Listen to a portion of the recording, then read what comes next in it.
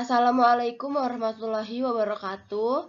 Perkenalkan, nama saya Via Maria Sari dengan NIM A1G119072 dari kelompok 2. Pada kesempatan kali ini saya akan membawakan keterampilan membaca pada kelas tinggi. Sebelum itu saya akan membacakan apa itu pengertian dari membaca. Membaca merupakan kegiatan melihat tulisan bacaan dan proses memahami isi teks dengan bersuara atau dalam hati. Membaca adalah mengungkapkan suatu imajinasi terhadap suatu pembaca yang disukai halayak ramai dan juga dimengerti oleh seseorang yang dicintai. Kegiatan membaca meliputi membaca nyaring dan membaca dalam hati. Membaca nyaring adalah kegiatan membaca yang dilakukan dengan cara membaca keras di depan umum. Sedangkan kegiatan membaca dalam hati adalah kegiatan membaca dengan seksama yang dilakukan untuk mengerti dan memahami maksud dan tujuan penulis dalam media tertulis. Ada beberapa manfaat dari membaca. Yang pertama yaitu mengurangi kecemasan dan kegundahan.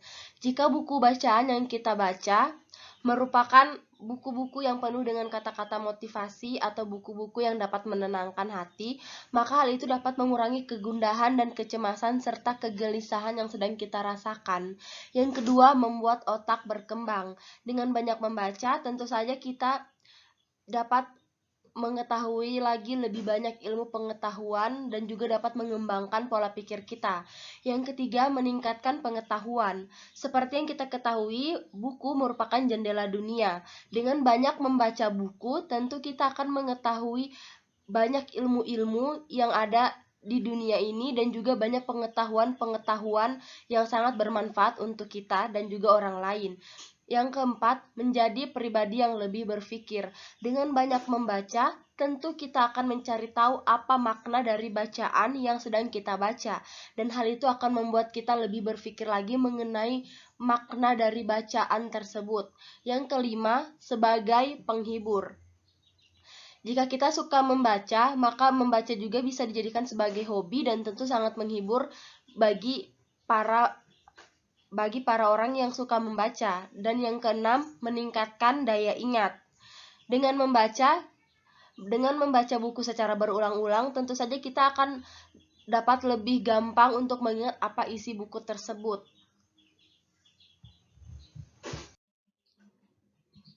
Bacaan yang kita baca kali ini yaitu merupakan sebuah cerita rakyat. Cerita rakyat merupakan satu di antara karya sastra yang berwujud cerita yang lahir, hidup, dan berkembang di masyarakat tradisional yang disebarkan secara lisan, mengandung survival, sifatnya abonim, dan disebarkan di antara kolektif khusus dalam jangka waktu yang lumayan lama. Unsur intrinsik dalam cerita rakyat meliputi tema, alur, latar, tokoh dan penakohan, serta amanat. Cerita rakyat kali ini yaitu berjudul Bawang Merah dan Bawang Putih. Alkisah di sebuah kampung, hiduplah seorang janda yang memiliki 2 orang anak gadis yang cantik, Bawang Merah dan Bawang Putih. Ayah kandung Bawang Putih telah lama meninggal dunia.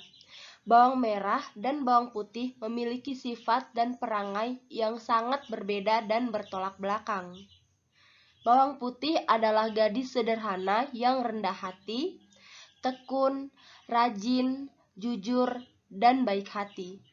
Sementara Bawang Merah adalah seorang gadis yang malas, sombong, suka bermewah-mewah, tamak, dan pendengki.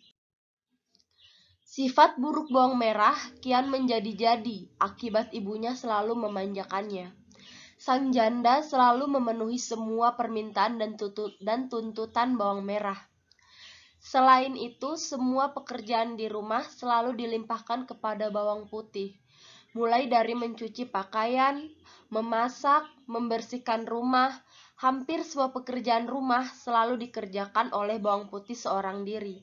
Sementara bawang merah dan ibu tiri selalu berdandan dan bermalas-malasan. Jika mereka memerlukan sesuatu, tinggal menyuruh-nyuruh bawang putih.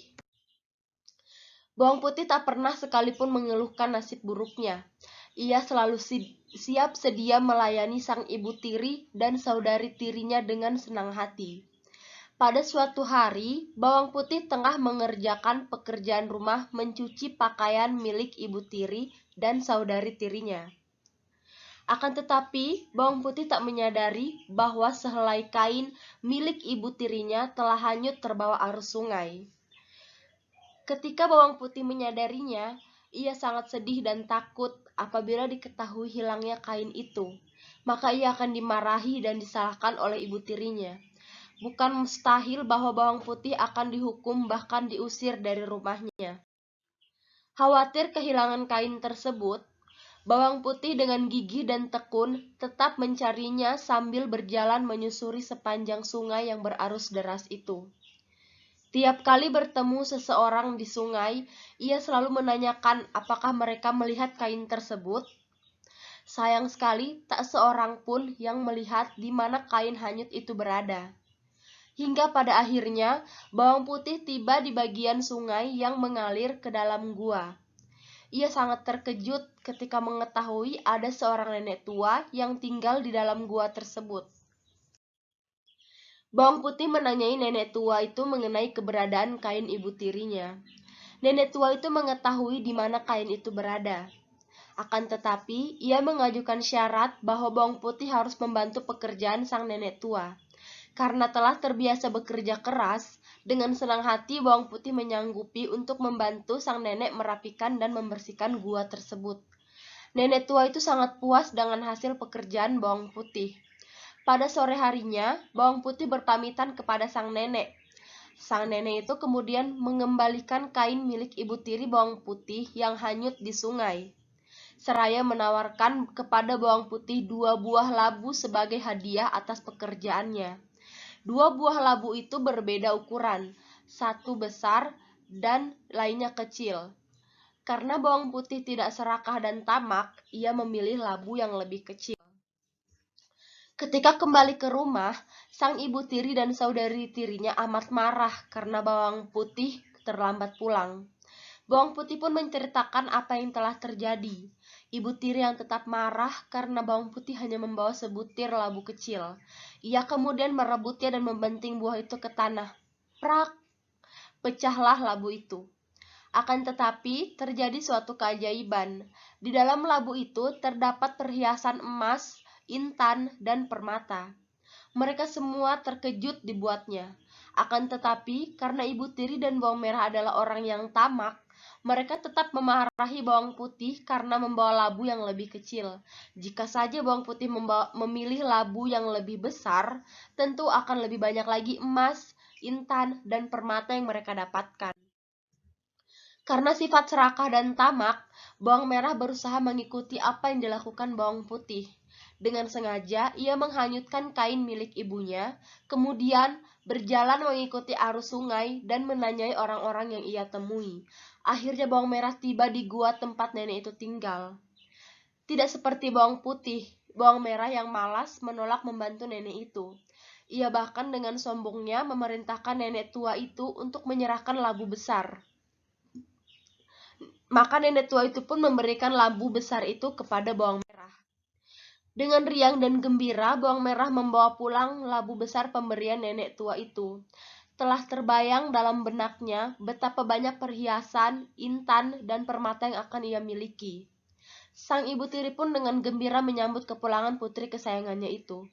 Tak sabar lagi mereka berdua memecahkan labu besar itu. Akan tetapi apakah yang terjadi? Bukannya perhiasan yang didapat. Dari labu itu keluar berbagai macam ular dan hewan berbisa. Mereka berdua lari ketakutan. Baik ibu tiri maupun bawang merah akhirnya menyadari sifat buruk dan ketamakan mereka. Mereka menyesali bahwa selama ini telah berbuat buruk kepada bawang putih dan memohon maaf pada bawang putih yang telah mereka jahati selama ini. Bawang putih yang baik hati pun memaafkan mereka berdua.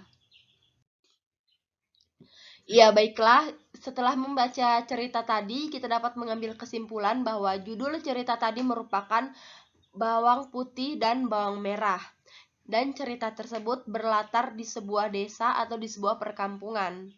Tokoh yang ada dalam cerita yaitu bawang putih, bawang merah, ibu tiri mereka, dan juga seorang nenek tua. Sifat para tokoh, bawang putih merupakan anak yang baik dan juga berbakti kepada orang tua serta menyayangi saudara tirinya.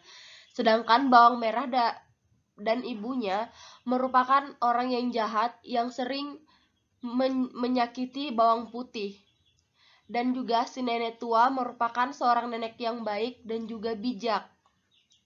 Amanat yang bisa kita ambil dari cerita tersebut yaitu kita harus senantiasa berbuat baik kepada semua orang, dan juga kita tidak boleh memiliki sifat tamak dan juga sifat malas, dan juga kita tidak boleh dendam kepada seseorang yang telah menyakiti kita. Sekian dari saya. Assalamualaikum warahmatullahi wabarakatuh.